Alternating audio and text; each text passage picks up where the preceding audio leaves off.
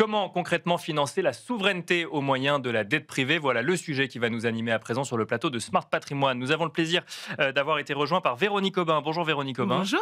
Vous êtes présidente de Xelis Family Office. Nous avons été rejoints également par Aurélien Leguet. Bonjour Aurélien Leguet. Bonjour. Merci d'être avec nous. Vous êtes directeur des investissements d'Agrica. Et puis enfin, nous avons le plaisir d'être toujours avec Clément Aubouin. Bonjour Clément Aubouin. Bonjour. Directeur des investissements Debt Corporate chez Arkea Asset Management. On a fait un focus en première partie avec Clément Aubouin sur la définition de la souveraineté chez Arkea Asset Management. Il peut y avoir d'autres définitions de la souveraineté. Véronique Aubin, une question vis-à-vis des clients que vous avez chez Xelis Family Office. Est-ce que vous constatez que la thématique souveraineté est plus demandée qu'avant, en lien peut-être avec les sujets de défense, avec le sujet guerre en Ukraine, ou alors les sujets réindustrialisation nés au moment de la crise Covid? Est-ce que vous avez constaté une augmentation de la demande des investissements sur la thématique souveraineté? Alors une augmentation, oui. Après, notre clientèle, ce sont des familles. Donc naturellement, les familles, lorsqu'elles investissent, elles pensent à leurs enfants, à leurs petits-enfants, au monde dans lequel leurs petits-enfants vont vivre. Bien sûr. Donc c'est assez naturel pour ce type de clientèle, et effectivement, ils n'ont pas attendu le Covid ou la guerre en Ukraine, d'essayer d'avoir un certain impact concret D'accord. avec leurs investissements. Parce qu'ils savent qu'en fait, ils veulent protéger finalement leur génération future. D'accord, mais Donc ça date c'est pas un d'il y a peu 5 inhérent. ans. Ça date pas d'il y a 5 ans. Après, ça s'est renforcé. C'est vrai que il y a 15 ans, vous aviez effectivement des gens, quand vous commenciez à discuter un peu avec eux de leur allocation stratégique d'actifs, qui vous disaient ben, je veux juste que mon patrimoine grossisse le plus possible. D'accord, performance. Voilà. Maintenant, C'est plus le c'est cas quand même aujourd'hui. de plus en plus rare. D'accord. Ok. Ouais. Alors, c'est quoi la première chose qu'on demande? Parce qu'on parle quand même de placer ses économies, de réfléchir peut-être à une transmission au sein de sa famille, mais la première demande, la première condition n'est pas un sujet de performance. Alors, la première condition, la performance est quand même importante. Bien Et sûr. d'ailleurs, l'ESG, avec le track record qu'on a sur l'ESG, nous a montré que c'était possible, tout en essayant d'être vertueux, de faire de la performance. Ça, on le sait. Donc, la performance reste importante. Mais tant qu'à faire, autant flécher ses investissements vers quelque chose d'utile. Après, qu'est-ce qu'on considère comme utile? Et ça rejoint un peu la thématique de la souveraineté. Qu'est-ce qu'on considère comme de la souveraineté? Ben, finalement, en fait, ça dépend de chacun. Donc, ça dépend de chacun de vos clients, par exemple? Exactement. D'accord. On n'a pas une sorte de thématique qui ressorte, qui soit plus importante que les autres. Chacun a sa propre définition. Il y a des gens qui vont naturellement aller vers la défense parce qu'ils se disent « je veux que mes enfants grandissent dans une démocratie ». Donc, on défend le modèle français. Le d'accord. modèle Ou français, européen, ouais. exactement. Vous avez des gens qui vont vouloir soutenir l'industrie d'un territoire en particulier. On a par exemple des clients qui peuvent habiter en Bretagne et qui veulent soutenir l'activité économique en Bretagne et qui veulent investir dans des entreprises bretonnes. D'accord. Donc vous avez effectivement toutes sortes de demandes différentes et il n'y a pas vraiment de thématique. Et c'est ça qui est super, c'est que quelque part, c'est une manière de complètement personnaliser son investissement. Alors, vous allez nous expliquer comment est-ce que vous mettez en place une méthodologie justement pour répondre à ces différentes demandes. Juste avant, Aurélien Leguet, pour le coup, chez Agrica, vous avez une définition très claire de la thématique souveraineté en lien avec l'activité d'Agrica. Chez vous, on parle de souveraineté alimentaire. Oui, au final, nous avons fait, moi je considère, de la prose sans le savoir. C'est-à-dire que le terme de souveraineté est très en vogue. Mais je considère qu'il y a une définition qui appartient un peu à chacun. Bon, moi je suis pas assez vieux, mais je me souviens quand même que nos grands-parents, dans les années 50, ils avaient des coupons pour pouvoir se nourrir après la Seconde Guerre mondiale, et que donc on a demandé à nos agriculteurs de nourrir la France. Et Agrica est un groupe de protection sociale dédié au monde agricole, avec une gouvernance paritaire, c'est-à-dire que nos administrateurs sont composés pour moitié de représentants de syndicats salariés et pour moitié de représentants de syndicats patronaux du monde agricole. D'accord. Et nous avons une ambition RSE d'accompagner la résilience du monde, la résilience sociale et environnementale du monde agricole. Et dans ce cadre, on pourrait revenir après, la dette privée est un bon outil puisque... alors, quand on dit dette privée, en fait, fait, c'est un peu un gros fourre-tout, puisqu'on peut avoir... Donc, souveraineté, tout le monde a sa définition, et dette privée aussi, tout le monde a sa définition, c'est ça? C'est-à-dire en fait que on a des tailles d'entreprises qui peuvent ne rien avoir à voir. Quand vous faites de la dette privée, vous pouvez financer un LBO d'une société de 15 milliards qui en rachète une autre de la même taille.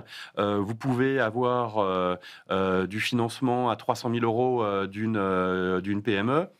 Vous pouvez financer aussi des actifs, des énergies renouvelables, des infrastructures, des bateaux, des avions. Comment vous faites, votre sélection, du coup, dans cette grande thématique de dette privée avec un filtre souveraineté alimentaire? Alors, nous allons en fait spécialement regarder en fait la notion au final de territoire. Et D'accord. donc, on perçoit un continuum entre la transition énergétique en finançant des moyens de production, éoliennes, panneaux photovoltaïques de manière assez classique, mais aussi un secteur que moi je trouve très intéressant, qui est la méthanisation, D'accord. le biométhane, d'utiliser soit des déchets alimentaires, soit des déchets agricoles pour générer du méthane qui va être réinjecté dans le réseau. D'accord. Ah oui, donc quand on parle de souveraineté alimentaire, ça peut aller jusqu'à des sujets énergétiques, si tant est que ça ait un lien sur la chaîne de valeur alimentaire, si je comprends bien. Agroalimentaire. Tout à fait, mais en même temps, quand on parle de panneaux photovoltaïques, ça peut être des panneaux photovoltaïques qui vont être mis sur des ombrières au-dessus de vignes dans le sud-ouest, parce qu'il y a trop de soleil, et qu'en fait, le vin va être... La personne qui m'a raconté l'histoire se reconnaîtra. Les vins, en fait, avec trop de soleil, sont trop alcoolisés. Et donc, il y a un moment où il faut arrêter quand même. Et donc il vaut mieux que le soleil serve à créer de l'énergie plutôt qu'à alcooliser le vin, si je comprends bien. Voilà, tout à fait. Et aussi, on a identifié quelques fonds niches qui vont accompagner, en fait, des PME ETI françaises de la galaxie agroalimentaire avec... des indicateurs sociaux ou environnementaux. C'est-à-dire, concrètement, on va déterminer quelques KPI, et si ces KPI sont là où elles doivent aller, eh bien, en fait, l'emprunteur va payer moins cher sa dette, et idéalement, s'il ne respecte pas ses engagements, il la paiera plus cher. Un mot peut-être de méthodologie. Alors, on va continuer avec vous, Clément Auboin, puis vous nous expliquerez effectivement comment vous sélectionnez les entreprises dans lesquelles vous investissez. Chez Arkea Asset Management, vous fonctionnez comment? Parce que vous nous avez effectivement donné en première partie une définition de la souveraineté chez Arkea Asset Management. Comment on définit ce qui est une entreprise qui correspond à cette thématique souveraineté et ce qui ne l'est pas? C'est en discutant avec le dirigeant, ou on peut avoir une approche un peu plus scientifique du sujet? C'est une très bonne question, mais qui est en fait assez centrale par rapport à l'intervention d'Aurélien et Véronique. C'est-à-dire que Véronique dit globalement qu'il faut apporter du sens, et que le sens est un point clé, notamment de l'investissement du client final. Ce que dit Aurélien, c'est qu'il y a une méthodologie en fait forte et au milieu d'un mesclum assez large, sur lequel on pourrait finalement, moi en qualité de gérant, je pourrais faire rentrer à peu près tout. En fait, nous, la réalité de notre job, elle est assez simple. C'est que moi, je me présente à Aurélien et à Véronique en ayant des résultats et en opposant des méthodes. Et cette méthodologie, pour répondre à la question, c'est qu'on s'engage, une fois que je gère l'argent d'Aurélien et de Véronique, sur une grille sur ce qui correspond à un investissement et ce qui ne correspond pas à un investissement. D'accord. Avec une grille qui est claire et qui est opposable aussi dans le temps, en fait, par rapport à mes clients. D'accord. Et cette thématique-là, donc comme je le citais, dans les différentes thématiques, dont l'agroalimentaire, le cas échéant, en fait, crée cette logique de souveraineté. Et cette logique de souveraineté, en fait, soyons clairs, elle n'a pas été construite en disant il y a un momentum marketing. Elle a été construite sur la base d'un deal flow, en fait. Et la réalité de ce deal flow, et pour reprendre ce que Aurélien mentionnait, c'est qu'il y a un vrai continuum entre le territoire, l'entreprise, les salariés. Mais on va regarder quoi concrètement? On va regarder le nombre d'embauches, par exemple, sur le territoire. C'est très simple. La chaîne de valeur. D'accord. La chaîne de valeur. Où sont mes fournisseurs, à qui je vends.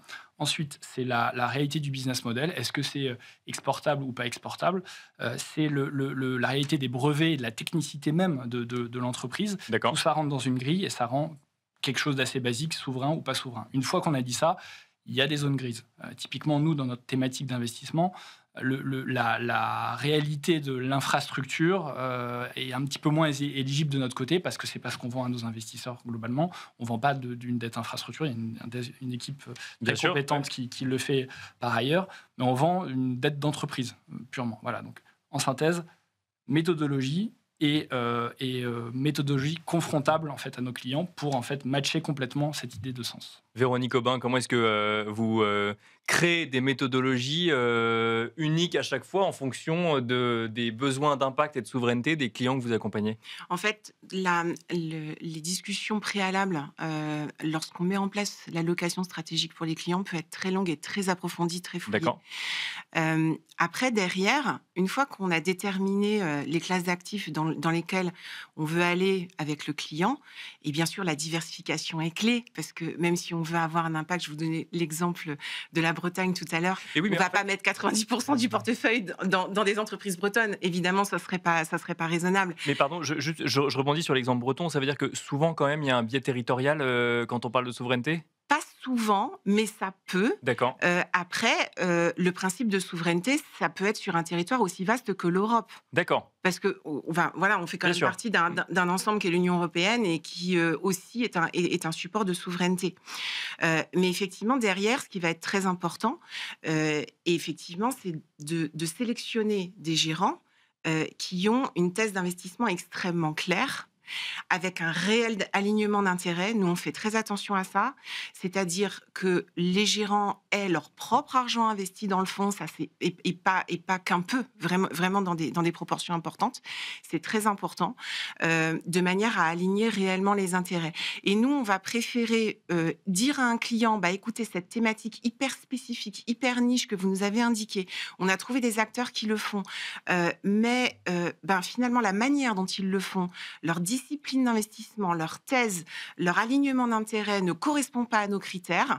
Donc, en fait, je suis désolée, mais on n'a pas trouvé le gérant qui va vous permettre aujourd'hui de jouer cette thématique. D'accord. On préfère ça plutôt que de les laisser effectivement aller entre les mains de gens un peu moins disciplinés qui, parce qu'ils ont collecté énormément de fonds, vont être un peu moins regardants. Donc il y a une vraie exigence avec qui on travaille sur les sujets de souveraineté. Exactement, parce que ça reste de l'investissement et donc du coup il faut quand même appliquer les mêmes critères de l'investissement. La discipline, la thèse d'investissement, les critères, c'est très important.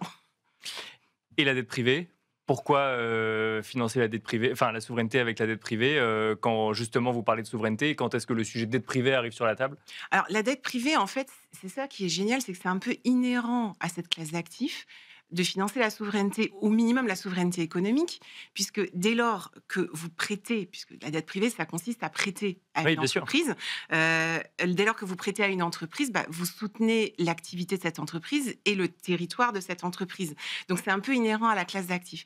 Nous, nos clients aiment beaucoup cette classe d'actifs et elle fait partie des portefeuilles depuis un moment parce que c'est une manière d'avoir effectivement un impact concret en prenant un risque important, mais légèrement moindre que lorsqu'on va sur le private equity, puisqu'étant prêteur et non actionnaire, comme dans le private equity, on a quand même un rang de priorité en cas de problème un petit peu plus favorable. Et ça va bien avec le côté patrimonial des familles.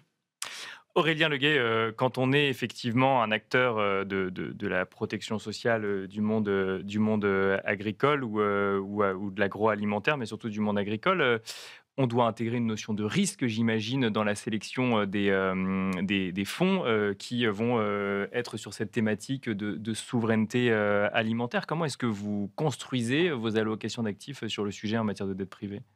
Alors, historiquement, nous étions très présents. On a dû commencer le private equity sur la partie non cotée il y a 20-25 ans. Ça fait une petite dizaine d'années qu'Agrica fait de la dette privée. Et en fait, comment on l'adresse? En fait, un peu comme tous nos investissements, dans le sens où, pour simplifier, moi, je considère que je suis un acheteur. D'accord. En face de moi, j'ai des gens qui veulent me vendre des produits financiers. Et donc, au-delà du joli discours qui va m'être servi, le but, c'est de savoir si derrière, il y a vraiment des processus robustes, des équipes de qualité, engagées, et que c'est pas très joli comme ça en habillage, c'est pas juste du marketing. D'accord, on veut une méthodologie. Oui, et en fait, moi j'ai la même analyse sur tout ce qui est souveraineté alimentaire que sur la souveraineté, ce qui est sur la défense ou ce qui est sur la biodiversité. Mon objectif, c'est de savoir si en fait un gérant, c'est pas juste dire il y a une demande et donc je vais lancer un produit. Est-ce que j'ai une réelle expertise sur la thématique? Pas vraiment, mais c'est pas grave. Je vais dire que j'en ai une et puis ça va marcher. Voilà, moi mon objectif, c'est d'identifier ça et D'accord, de ne pas investir là et d'accord. d'investir chez des gens qui sont vraiment compétents et qui pour qui la thématique, il y a vraiment par exemple sur la thématique de la biodiversité, qui est une thématique très intéressante qu'on est en train d'étudier. Honnêtement, pour l'instant, c'est extrêmement difficile parce que pas trop grand monde sait. En fait, on est dans la même situation qu'avec l'empreinte carbone vers 2017-2018, où tout le monde disait bon d'accord, mais on n'a pas de données D'accord. extra-financières pour mesurer. Donc là, on a la biodiversité.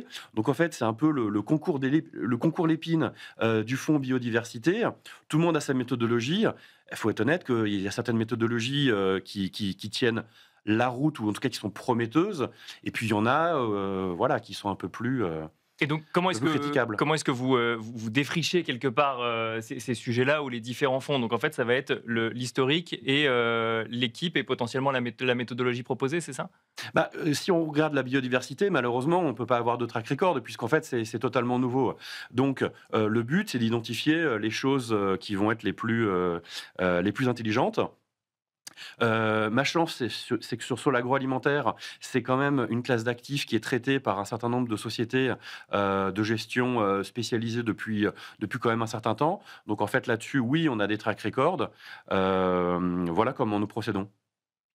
Clément Auboin, il nous reste quelques secondes, mais si je comprends bien, il y a quand même pas mal d'exigences sur le sujet. C'est normal, c'est normal. C'est finalement tout ce qu'on se dit là et on va dire l'exigence nécessaire pour un thème qui est, alors, de notre point de vue et a fortiori à titre même strictement personnel, qui est quelque chose de très important pour les 10, 15, 20 prochaines années de notre territoire et de notre pays. Voilà. Merci à tous les trois, on va devoir s'arrêter là. Merci Clément Auboin, directeur des investissements d'Ed Corporate chez Arkea Asset Management. Merci Véronique Aubin, présidente de Xelis Family Office. Et merci Aurélien Leguet, directeur des investissements chez Agrica. Merci à vous d'avoir suivi Smart Patrimoine et je vous donne rendez-vous très vite sur Be Smart for Change.